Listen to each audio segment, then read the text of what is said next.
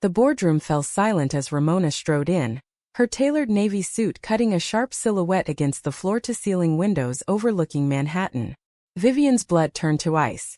Every carefully constructed lie she had told for 5 years was about to detonate right here in front of the entire executive team and the hedge fund analysts who held her company's future in their hands. "Ladies and gentlemen," the chairman announced with forced cheer, "please welcome our new majority shareholder, Ms. Ramona Ellis." Ramona's gaze found Vivian's across the long oak table, and in that single second the years collapsed. The secret vows, the midnight arguments, the night Vivian had looked her in the eye and said the words that still haunted both of them. "It's been a long time, Vivian," Ramona said, voice calm but edged with something raw. "I believe we have a lot to discuss about the future of Apex Dynamics." Vivian's mind reeled back 5 years in a single heartbeat, to the night they first met at a charity gala in the Waldorf Astoria ballroom.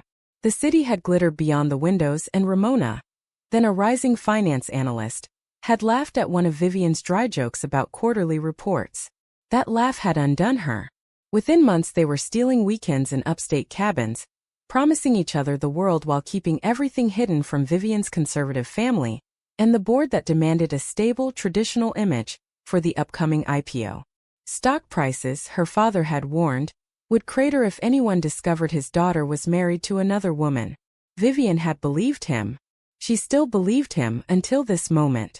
Now the analysts murmured, phones already lighting up with alerts. One board member, old Mr. Hargrove, cleared his throat. "Ms. Ellis, your investment is unexpected. We weren't aware you had such a substantial stake." Ramona smiled, small and sharp. "I've been quiet for a reason, but silence has its limits." Her eyes flicked back to Vivian, and the unspoken question hung between them like smoke. "How much longer were you going to pretend I don't exist?" Vivian gripped the edge of the table until her knuckles whitened. The room felt too bright, the air too thin. She could already see the headlines forming. CEO's secret same-sex marriage exposed, stock plunge imminent. Everything she had sacrificed, every tear she had swallowed, every time she had introduced Ramona as just a friend at family dinners, was about to be dragged into daylight. And the worst part? Ramona wasn't here for revenge alone. She was here because she still loved her. Vivian could see it in the slight tremble of Ramona's hand as she set her briefcase down. Love and fury, braided so tightly they were impossible to separate. The chairman called for a short recess, but no one moved. Vivian's pulse hammered in her ears. She had spent years convincing herself that protecting the company meant protecting them both.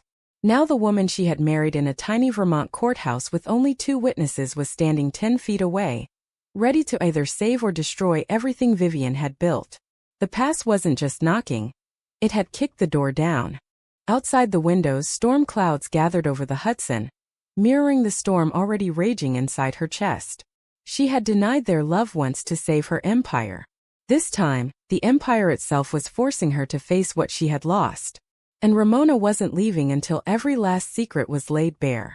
The recess stretched into an agonizing 40 minutes while lawyers scrambled and analysts refreshed stock tickers on their phones. Vivian escaped to the private executive washroom, splashing cold water on her face, but the mirror only showed the same terrified eyes that had stared back at her the night she told Ramona they had to end it publicly. That memory crashed over her now, vivid as the day it happened. 3 years earlier, in their hidden apartment in Brooklyn, rain had lashed the windows while Vivian paced. "My father found out about the marriage license," she had said, voice cracking. "He says the board will pull funding. The IPO will tank. We'll lose everything we've worked for." Ramona had sat on the edge of the bed, still wearing the simple gold band they had exchanged in secret. "Then we fight them. Together." But Vivian had shaken her head, tears streaming. "You don't understand what they'll do to us. To you. They'll smear you. Drag your name through every tabloid. I can't let that happen." She had taken the ring off Ramona's finger that night, whispering, "Just for a little while. Until the company is stable." Ramona hadn't cried. She had simply closed her hand and walked out into the rain. Now back in the present, Vivian dried her face and stared at her left hand, bare, as it had been every day since. The boardroom door opened behind her reflection. Ramona stepped inside, closing it softly.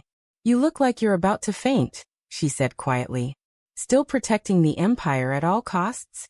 Vivian turned, heart slamming. How long have you been buying shares? Since the day you told me our marriage was a liability. Ramona's voice stayed even, but her eyes betrayed the wound. I built my own fund. Quietly. Patiently. Every dollar I earned went into Apex because I refused to let you erase me completely. She stepped closer. Did you really think I'd just disappear? The air between them crackled. Vivian could smell the familiar citrus of Ramona's perfume. The same one she had worn the night they danced alone in their living room after the secret wedding. I was trying to protect us, Vivian whispered. My family threatened to cut me off, to expose everything to the press before the IPO. You would have lost your career too. And instead I lost you. Ramona's words landed like stones. You chose their approval over our vows. Now I'm the largest investor, and I'm not here to watch you drown. I'm here to make sure you finally choose. Outside, the board was reconvening. Vivian's phone buzzed with urgent text from her father. Fix this. Now. The company's valuation is dropping 8% already. She silenced it. For the first time in years, the weight of every lie pressed so heavily she could barely breathe. Ramona reached out, not touching, just hovering her fingers near Vivian's arm. The same gentle almost touch she used to do when Vivian came home exhausted from board meetings. You still wear the same cologne, Ramona said softly. Some things you couldn't bury. Vivian's throat closed. The past and present collided again. The Vermont courthouse, the judge smiling as they kissed for the first time as wives. The next morning when Vivian had already started planning how to hide it. I never stopped loving you, she admitted, the words tearing free. But loving you almost destroyed everything I was raised to protect. Ramona's eyes shimmered. Then maybe it's time to protect something real for once. The door opened. An assistant called them back. As they walked out together, shoulders brushing for the first time in years, Vivian felt the first crack in the wall she had built around her heart. The boardroom awaited, but the real battle was no longer about stocks. It was about whether she still had the courage to choose Ramona in front of the entire world. The meeting resumed with the tension of a courtroom. Analysts fired questions about Ramona's voting rights, her plans for the board, and, most dangerously, how she had acquired 28% of the shares without triggering disclosure rules. Vivian sat motionless while Ramona answered each one with cool precision, the same precision she had once used to plan their future. Every word Ramona spoke was professional, but Vivian heard the subtext. I was never just your secret. I was always your equal. Halfway through the presentation, Vivian's mind slipped again. This time to the night of their secret wedding. Snow had fallen outside the small Vermont inn. They had worn simple white dresses and exchanged vows in front of two college friends who swore secrecy. Ramona had slipped the gold band onto Vivian's finger and whispered, "Forever. No matter what." Vivian had repeated it, meaning every syllable. The next morning she had already begun the calculations. How long they could keep it hidden, how to spin the narrative if anyone suspected. By the time they drove back to New York, the ring was in Vivian's pocket instead of on her hand. Back in the boardroom, Mr. Hargrove leaned forward. Miss Ellis, your sudden emergence raises questions about personal motivations. Care to address rumors that you and our CEO have a history? The room stilled. Vivian's stomach dropped. Ramona met Hargrove's gaze without flinching. My personal life is exactly that, personal. But if the board is concerned about conflicts of interest, I'm happy to disclose that Vivian and I were married 3 years ago in a private ceremony. The marriage was never dissolved. Gasps rippled. Phones clattered. Vivian felt the floor tilt. She had planned for every contingency except this. Ramona saying the truth out loud in front of the people whose opinions had ruled her life. Her father's earlier text flashed in her mind. One more scandal and the bank pulls the line of credit. She opened her mouth to speak, to deny, to salvage, but the words wouldn't come. Instead she heard her own voice from years ago telling Ramona, it's just for appearances. The company needs a straight single CEO image. The guilt that had simmered for years now boiled over. Ramona turned to her. You can correct me if I'm wrong, Vivian. The challenge hung in the air. Every eye in the room swung to Vivian. She saw the calculation in the analysts' faces. Stock price versus headline. She saw the betrayal in Ramona's steady gaze. And for the first time she saw herself clearly. The woman who had traded her wife for a corner office. Her voice cracked. Ramona is correct. We are married. The words left her mouth and the room erupted. Hargrove demanded an immediate vote of no confidence. Analysts scrambled for the door to call their desks. Vivian's phone exploded with notifications. Stock down 14% in minutes.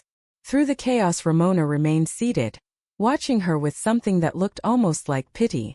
Later, after security cleared the floor, they stood alone in the empty boardroom. You finally said it, Ramona murmured. 3 years too late. Vivian's knees buckled. She caught the table edge. I thought I was protecting you, she whispered.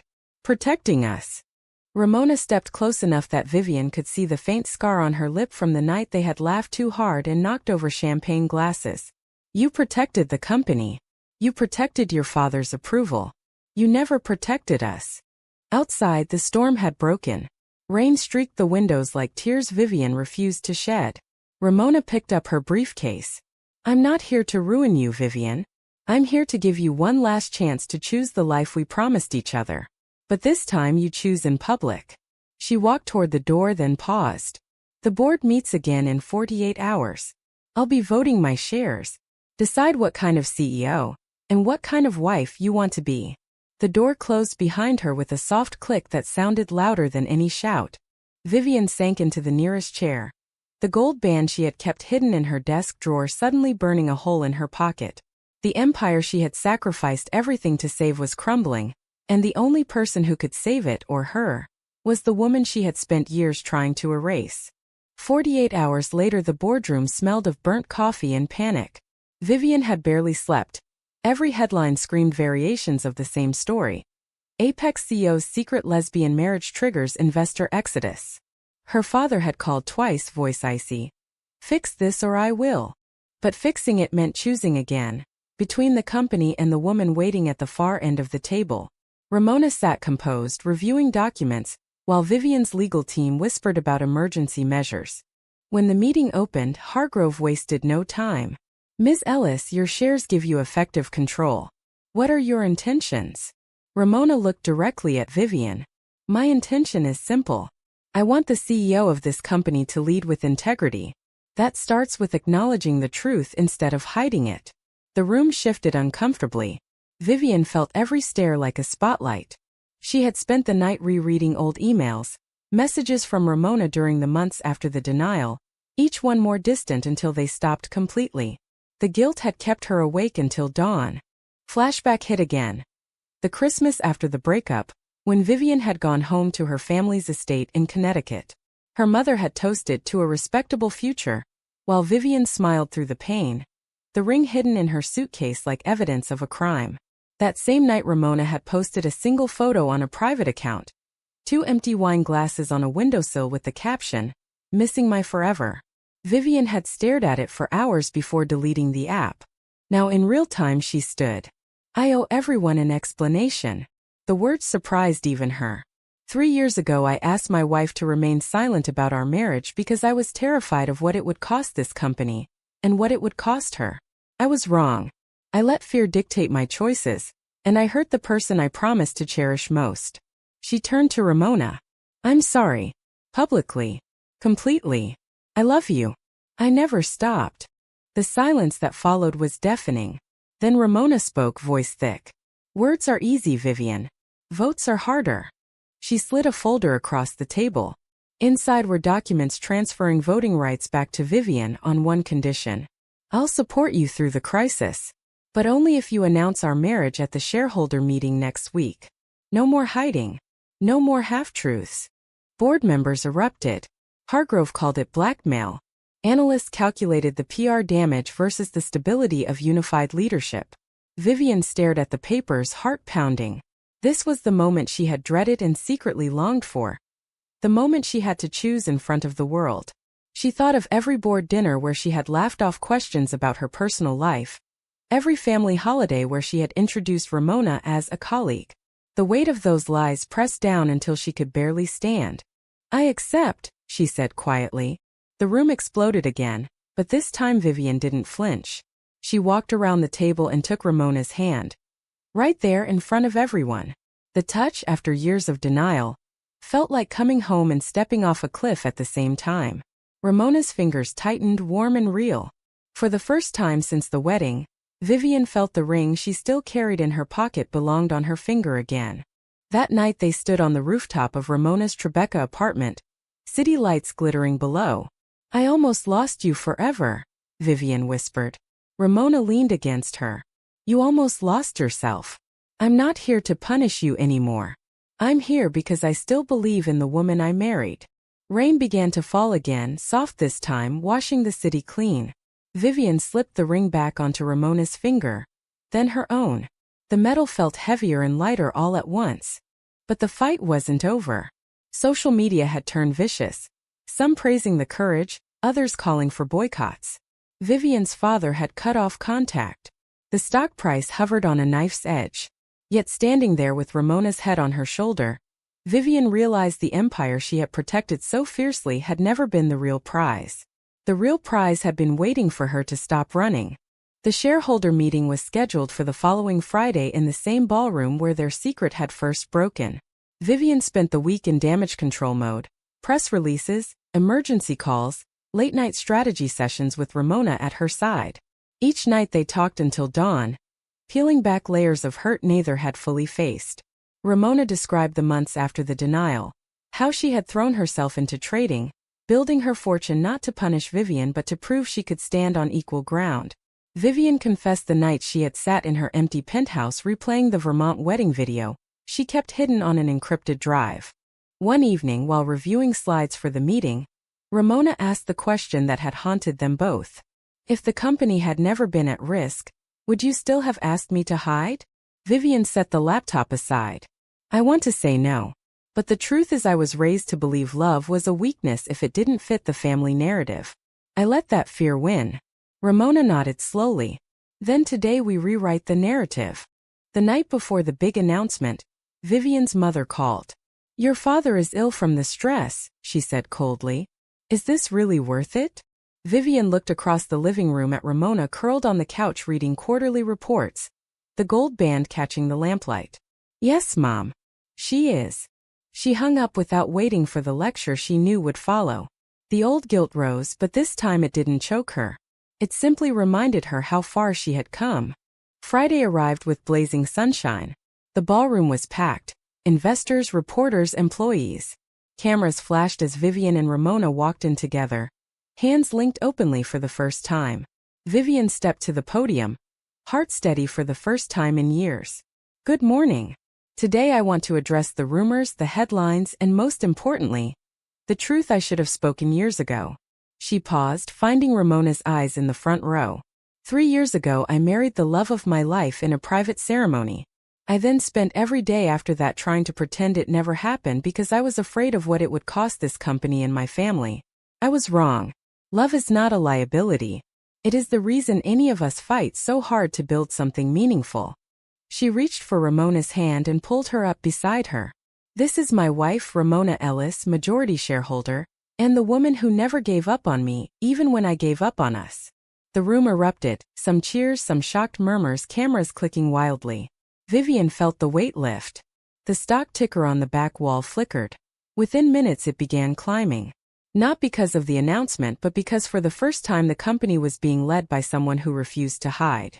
Afterward, in the quiet green room, Ramona rested her forehead against Vivian's. "You did it." Vivian smiled through tears. "We did it." But the journey wasn't finished. Protests formed outside the building. Conservative investors threatened lawsuits. Vivian's father sent a single text. "You chose. Don't expect forgiveness."